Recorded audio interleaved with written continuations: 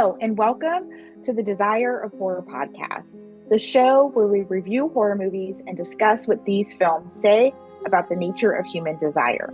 I'm Charlotte, and with me always is Marty. How are you doing Hey, today, Marty? I'm good, Shar. How are you? I'm doing great. And Hmm. Andrea is joining us once again. Thank you for joining us, Andrea. How are you doing today? I'm doing well, thanks. Thanks for having me again. I'm excited to join you Yeah, guys for this. absolutely. I'm excited for what we're getting ready to dive into. So, welcome everyone to a special series of mini episodes. So, over the next 8 episodes, we're diving deep into the critically acclaimed first season of HBO's True Detective series created by Nic Pizzolatto. This groundbreaking crime drama originally aired between January 12th and March 9th of 2014, which seems crazy that that was that long ago. Right. I'm kind of new to the True Detective thing, but I remember when it was originally airing on HBO and people were talking about it. And so it doesn't seem like it's been that long ago, but it has. Um, so this series captivated audiences with its haunting mystery, unforgettable characters, and unforgettable performances. So, since the season consists of 8 episodes, we'll be following that same format, breaking down one episode at a time. We'll recap the story, explore the themes and symbols, highlight standout moments, discuss what makes season one the most celebrated crime series ever made. So settle in. Let's begin our journey into True Detective Season 1. All right, All let's right. do it. Yeah, Episode 1 is The Long, Bright, Dark, which I think is a really cool that's a cool episode title. title. Yeah. Yeah. So the episode opens in May 2012, where former Louisiana State Police detectives Marty Hart, played by Woody Harrelson, and Rustin Russ Cole, played by Matthew McConaughey, are being interviewed separately about the infamous Dora Lang murder investigation. Back in 1995, 28-year-old Dora Lang was found dead in a sugarcane field outside of Erath, Louisiana. The crime scene was unlike anything they had ever encountered. Her body had been posed kneeling before a tree as if in prayer, crowned with deer antlers, and surrounded by intricate twig sculptures that resembled Cajun bird traps. So the detectives, there's these detectives that are conducting this interview, right? We have Thomas Papania, played by Tori Kettles, and Maynard Kilborough, played by Michael Potts. They reveal why they're reopening this case. A newly murdered woman has been discovered under eerily similar circumstances, raising the unsettling possibility that the killer Marty and Russ believed they had caught back in 1995 may still be out there. Making matters even more intriguing, the former partners haven't spoken to each other since some kind of altercation in 2002, right? So already it's like the drama's here. So let's talk about our main characters a little bit, like the introduction of the main characters, Marty and Russ. When I, in my notes, when we first see Marty, he appears to be like very straight laced, Hmm. definitely like cop like in a suit. And then Rust is complete opposite. The Matthew McConaughey character, he's a little bit more ragged looking, unkept kind of long hair, mustache, casual clothes, chain smoking. So what did you guys think about the contrast between the two main characters? I was intrigued immediately, to see just even like how did they get, from because as they were doing the flashbacks, you could obviously Yeah, see that where they started from, and right. like the one that was most fascinating for me was Rust. Too, to Yeah. see like how did he come from this kind of young, clean cut, Hmm. seemingly clean cut, Right, right. um, detective to where he was in the later, in the present, I guess, from that too, Yeah, because he like, man, he's seen some shit. In the I meantime, know. something's I happened know. here, and just try to, you immediately see, okay, there's something really, deep and different here that's happened. Yeah. Yeah, so like Andrea said, Marty appears to be more straight-laced. He would appear to be the more conventionally moral as well, Hmm. but Right. and he promotes family and just regular Christian family values or whatever you'd see down south, I suppose. But anywhere where that kind of stuff is being talked about, but he you kind of get the sense right away that there's a lack of morality underneath the moral facade, which is probably my own personal bias because I assume that somebody who's like that is, and especially as a police officer, oftentimes just like right one like flip away from the criminal element himself, which he is a criminal. So as is revealed in the first episode. So he's definitely a crooked cop, and but he does have a little bit of a moral compass nonetheless, I suppose. So it's not like he's just a total, evil person or anything like that. But he definitely uses a lot of those like hiding behind family tradition and Right. Christianity that a lot of folks tend to do, and then you just kind of see the real story even revealed just right away in the first episode. And then And not Yes. Rust, recognizing he's that like a hypocrite, right? I mean, he doesn't, yeah.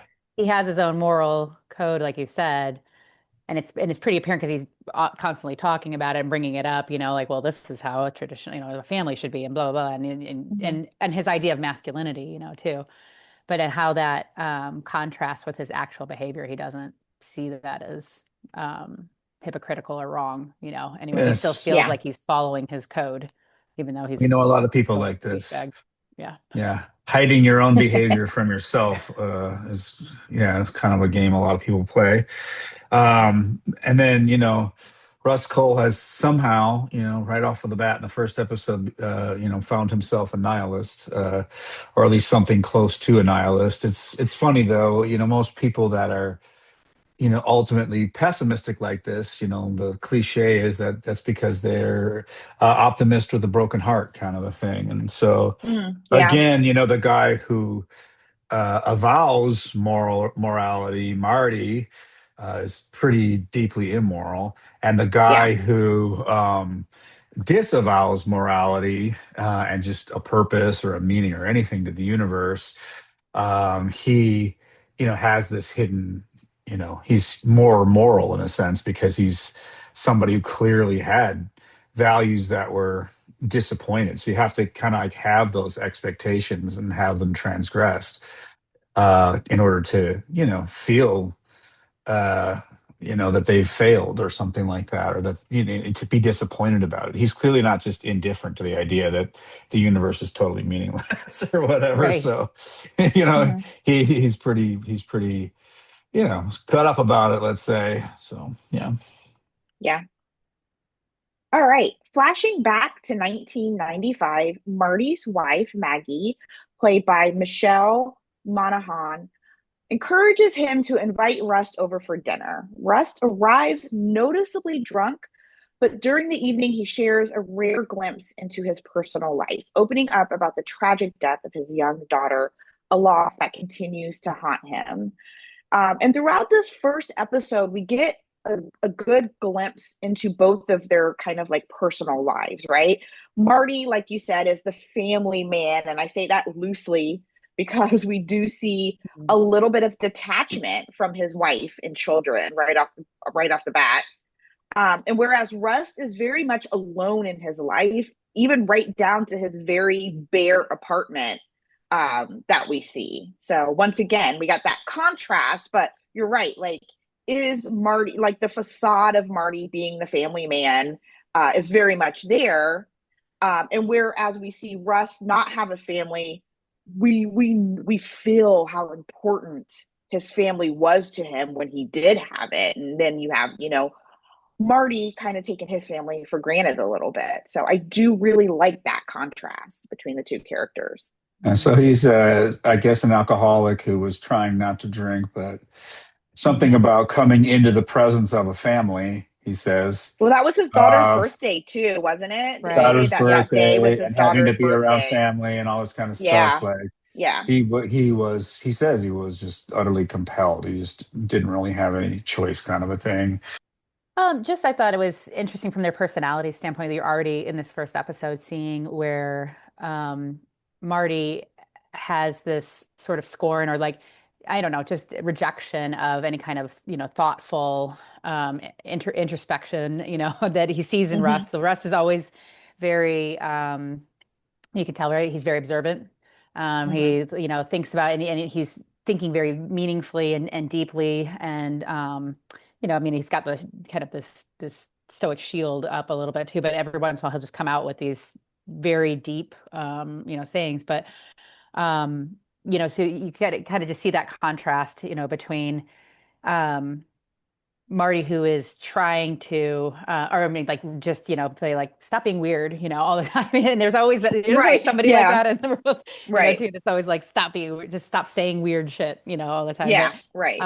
whereas it's actually Russ that's figuring out all of the intricacies and the actual meaning. He's the one that recognizes right away, about the death scene itself, which I know we'll get Mhm. into here a little bit too, and some of the symbolism. But just it was almost I got annoyed honestly right away with Marty's character because I was like, okay, stop telling him to shut up, like just listen to him Right. for a second, Just like listen to him. Right. yeah, just stop being so. It was like he was so masculine, like that sort of toxic masculinity that he Right. couldn't even, allow himself, to listen, even Yeah. though Yeah. it was the wiser way. But Yeah.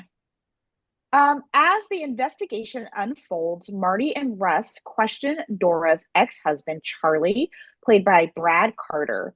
He recalls that during their last conversation, Dora mentioned she was going to meet someone she referred to as the king. While canvassing the town of Erath, the detectives uncover another troubling lead: the unsolved disappearance of 5-year-old Marie Fontenot. Fontono, I think the T silent, Want to know. several years, yeah. Fontenot, several years earlier. They also hear a bizarre story from local residents about a child who claimed to have been chased through the woods by a green-eared spaghetti monster. Following the Fontenot lead, Marty and Russ search the girls' abandoned playhouse where they discover a freshly constructed twig sculpture identical to those found at the Dora Lang murder scene. And it's the first indication that Dora's murder may somehow be connected to something far larger and far more disturbing than a single homicide. So I kind of forgot that this much stuff happens in the first episode. So it was really, kind of bringing it all back. So yeah, what do you guys think about how full this episode is with all of this, drama? I think one of the neat things about this is there's so, like you said, so much going on, but there's Yeah. also the tone is really set in such an amazing way in terms of the cinematography, like the music. I mean, everything is kind of coming up, so you kind of get this sort of eerie feeling of the atmosphere too, in Hmm. the area that they were working in, and this sort of yeah, kind of like the creepy South, where you can feel how humid and Yeah. just, I mean, I don't Thick know, the the air darker, is. yes, Super yeah, thick. saturated. Yes, exactly. Super saturated. I love that. Yeah. And because I got even it from with Marty. good word. Yeah, I mean that's what I felt like, you kind of you know what that kind of, cloaking feeling Hmm. is of and almost suffocating, in terms Yeah. of and so and you're I think in this episode in particular, you're just taking in a lot and trying to figure out exactly like, okay, there's so much of the story, behind here too, but try to figure out then or start to figure out, I guess, at least the mystery too, to say, okay, well, Right. who could this be, or what is this? Um, Yeah. yeah, but I guess the Southern Gothic sort of yeah. feel was established pretty early. So, like in other classical Southern Gothic things, like say Faulkner or somebody like that, there's sort of like this juxtaposition of Southern propriety against the sort of dark underbelly of what's actually going on. Of course, with Mhm. reference to a nasty history with plantations and slavery and things like that. So like that sort of like repressed past or denied past or whatever, sort of like the whole like, oh, the Civil War was fought over states' rights kind of crap. And then, Right. it's like trying to, it's like playing this game that everybody knows. That's like, holding up appearances or saying stuff about Southern gentility or whatever and culture and my heritage and all this kind of stuff. And then what is that heritage? What's the full picture? What's involved? And then so there's this dark underbelly tone, established for sure. But also, yeah, the spirituality of the South is there too, both good and bad. It's mostly going to be critiqued by Rust, but it's like something that is something he feels. So even though it's a sort of what appears to be nihilistic sort of a idea, it's just a great disappointment in everything because everything is not the way it looks. So that's just what Mhm. you're that's the kind of tone that you're going for. And then he gives this famous speech in the car. Are we going to cover this, Shar, or should I wait to say something No, go about that? ahead. No, yeah, no, you guys, yeah, bring up, like, let's talk about some of your favorite scenes. So I feel like this was one of your favorite scenes. Yeah, so it's I guess it's like this very famous like ultra pessimistic anti what do they call the word is nativity anti-natal, yeah, anti-natal nihilism, which means like we shouldn't be born, we should just like Mm. walk off the face of the earth or whatever. It's some of this is taken from a book called In the Dust of This Planet by Eugene Thacker, and others parts of this speech are taken from a Thomas Ligotti, who's a kind of horror writer and theorist as well.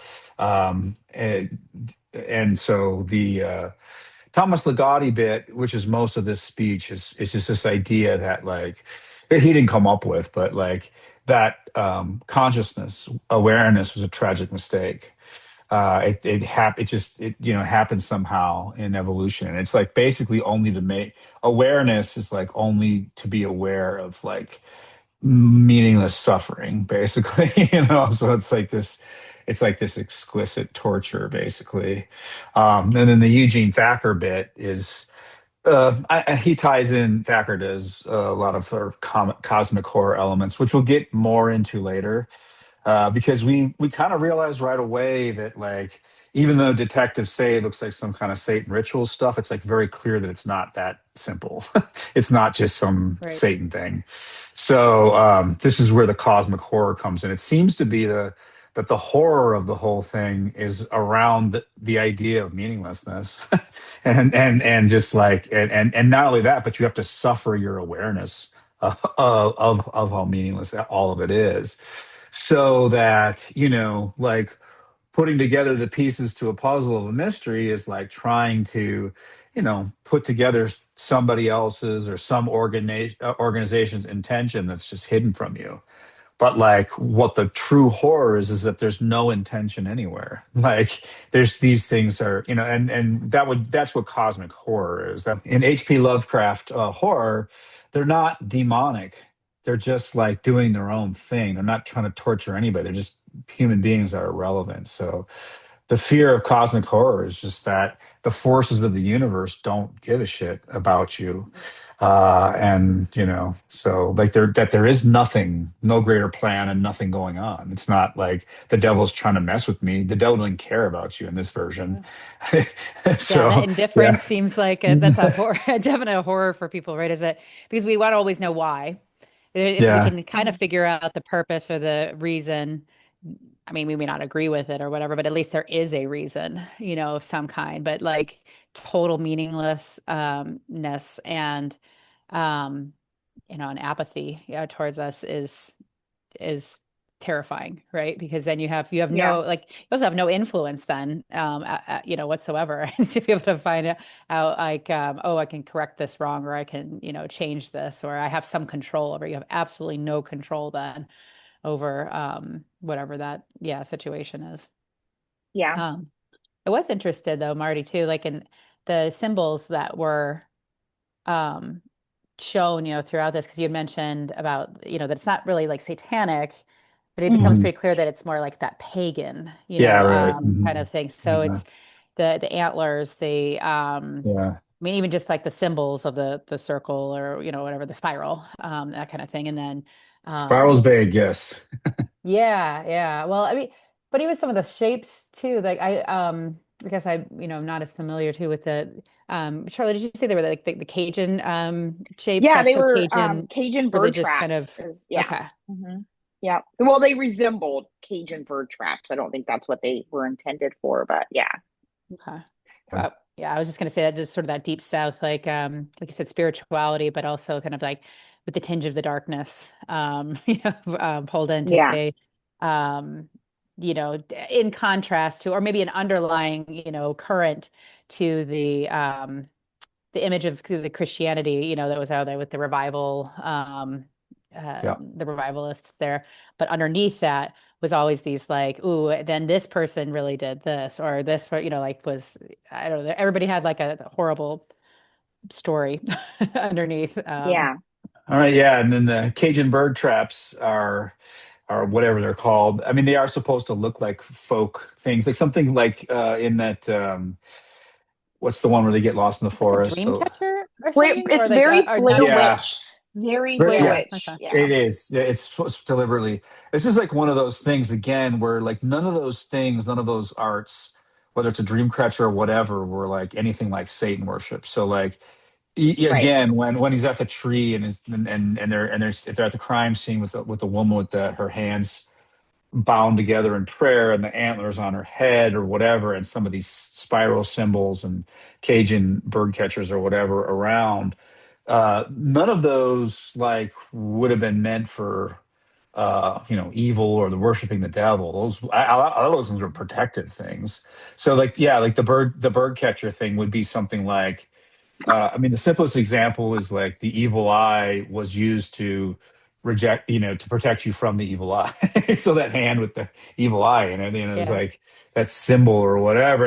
Or another easy way to think about it is like how the gargoyles, were these awful beasts were meant to, fight, scare away evil things. So a lot of that stuff was, originally protective type stuff, but it has this kind of like witchcraft look to it or something. So like, you could use that to like, especially to the just regular Louisiana detective eye, just be like, oh, okay, Satan worship rituals, and this is like, still on the back end because like so that first crime you said was 85.